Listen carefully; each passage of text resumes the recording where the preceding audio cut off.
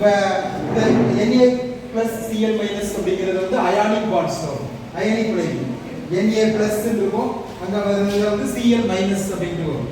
இந்த ரெண்டுக்கு இடையில பாண்ட் ஃபார்மேஷன் வந்து transfer of electron or equal sharing of electron. அந்த மாதிரி இதுல வந்து பாண்ட்ஸ் வரும் பாருங்க. இதுல வந்து ஒரு எலக்ட்ரான் இது கொடுக்குது, அந்த எலக்ட்ரான் இது வாங்குது. அதனால இது ரெண்டுக்கு இடையில வந்து அயான்ஸ் அப்படிங்கிற பாண்ட்ஸ் வந்து உருவாகுறதுனால that is called ionic bonds அப்படிங்கிறது.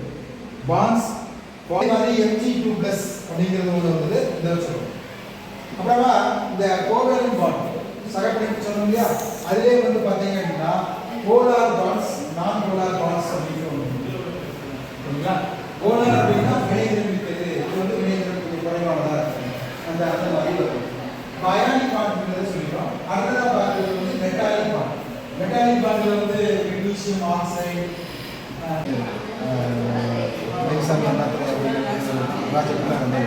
சரிங்களா. நிலவில் வந்து சந்திரனுடைய தாக்கம் எப்படி இருக்குது, அங்கே வந்து மனிதர்கள் வாழக்கூடிய சூழ்நிலை எதுவும் இருக்குதா அப்படிங்கிற ஆய்வு செய்ய அனுப்பப்பட்ட ஒரு செயற்கைக்கோள் தான் இந்த சந்திராயன் அப்படிங்கிறது. அதனுடைய மாடலை தான் நம்ம இங்கே வச்சுருந்தோம்.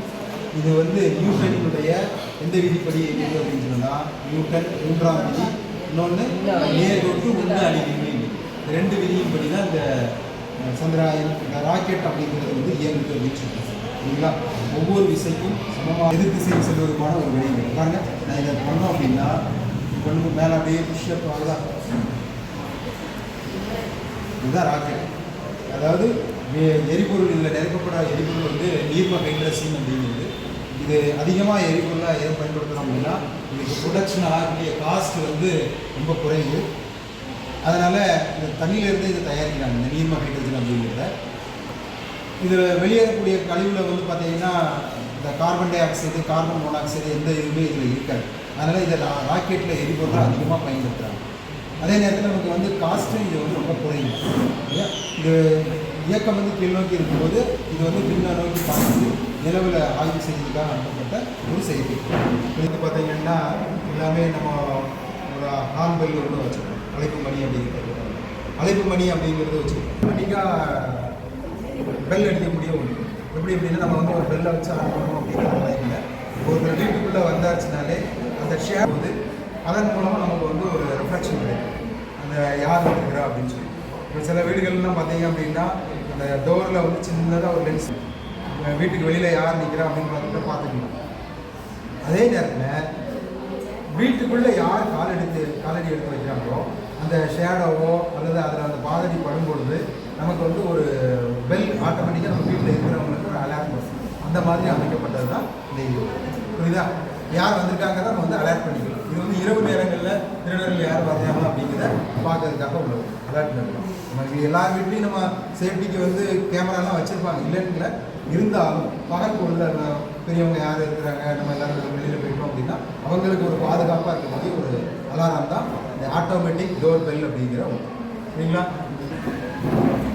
திடீரென வந்து புயல் வருது, இல்லை அப்படின்னா காலசூழ்நிலை மாற்றும்போது ஏதாவது ஒரு புவி நிலநடுக்கம் அப்படிங்கிறது வருது அப்படின்னா அதை முதல்ல நமக்கு வந்து கண்டுபிடிக்கணும் அப்படிங்கிறதுக்காக உருவாக்கப்பட்ட ஒரு எர்த்குவேக் டிடெக்டர் அலாரம் தான் இது.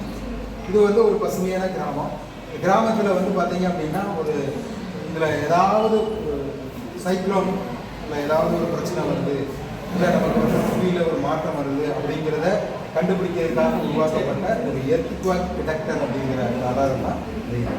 எப்படி நம்ம கண்டுபிடிக்கலாம் அப்படின்னு சொன்னோம்னா, இப்போ நிலநடுக்கம் வருது அப்படின்னா அதுக்கு முன்னாடி வந்து பார்த்தீங்கன்னா இந்த பறவைகள் பறந்து போகும், இல்லை அப்படின்னா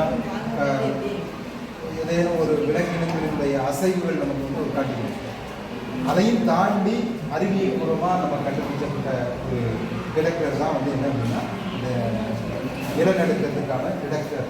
அலாரையில் போகும்போது குறிப்பிட்ட ஒரு நேரத்தில் தான் போகணும்னு சொல்லி நமக்கு வந்து அரசாங்கம் வந்து ஒரு அறிவுரைகள் வழங்கிருக்கு. அதையும் தாண்டி சில பேர் என்ன அப்படின்னா பணிக்கு முத்த காரணமாக வந்து வேகமாக போகணும் அப்படிங்கிறதாண்டி ரோட்டில் வந்து வேகமாக போகணும். அப்படி போகும்போது எதிர்பாராத விதமாக சில விபத்துகள் ஏற்படும்.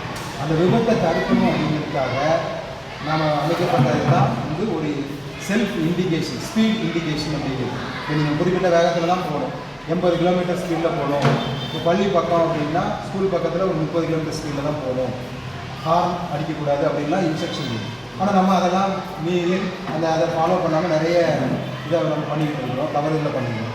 அதை கண்டுபிடிக்கணுங்கிறதுக்காக உருவாக்கப்பட்டது தான் இந்த அந்த ரோட்டில் பார்த்தீங்க அப்படின்னா 80 கிலோமீட்டர் ஸ்பீடில் தான் போகணும், 40 கிலோமீட்டர் ஸ்பீடில் தான் போகணும்னு ஒரு வரையறை இருக்குது. அதையும் தாண்டி போயிடுச்சு அப்படின்னா ஒரு அலாரம் அடிக்கும். இந்த அலாரத்து மூலமாக அந்த கேமரா மூலமாக இந்த வண்டி இது வந்து இவ்வளோ அதிகமான ஸ்பீடில் போகுது, இது வந்து ஓவர் ஸ்பீடு, இவங்களுக்கு வந்து ஃபைன் பண்ணலாம் அப்படிங்கிற மாதிரியான இண்டிகேஷனுக்காக உருவாக்கப்பட்டது தான் இந்த self analysis indicator for speed control அப்படிங்கிற அந்த ஒரு எக்ஸ்பெரிமெண்ட்.